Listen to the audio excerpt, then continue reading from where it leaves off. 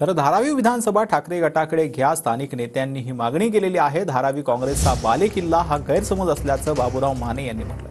वर्षा गायकवाडांच्या बहिणीच्या उमेदवारीला आमचा विरोध असणार असं देखील माने यांनी म्हटलेलं आहे। सांगली पॅटर्नचा आदेश नेतृत्वानं दिला तर आम्ही तयार असं देखील बाबूराव माने यांनी म्हटलं। धारावी विधानसभेतल्या शिवसेना युबीटीच्या नेत्यांना नेमकं काय वाटतं आहे, आपण थेट या नेत्यांशी बोलणार आहोत। या विभागाचे स्थानिक आमदार बाबूराव माने हे TV9 मराठीशी बोलणार आहेत। शिवसेनेने ही जागा लढवावी अशा तऱ्हेची आमची शिवसेनेच्या सगळ्या मतदारसंघातील कार्यकर्त्यांची, शाखा प्रमुखांची, पदाधिकाऱ्यांची भावना आहे।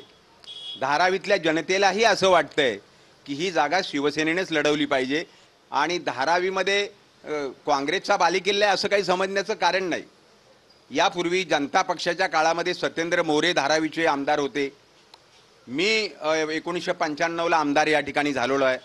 आमचे शाखा प्रमुख, उपविभाग प्रमुख रात्रंदिवस धारावीमध्ये काम करतात। आमचे 4-4 नगरसेवक आहेत, 5-5 नगरसेवक आहेत। हे 5 नगरसेवक रात्रंदिवस धारावीमध्ये काम करतायत। या अशा अवस्थेत ही धारावी विधानसभा ही जागा शिवसेनेला मिळावी अशा तऱ्हेची आमची महाविकास आघाडीच्या नेत्यांना विनंती आहे। व्हिडिओ जर्नलिस्ट सिद्धेश नाईकसह दिनेश दुखंडे, TV9 मराठी, मुंबई।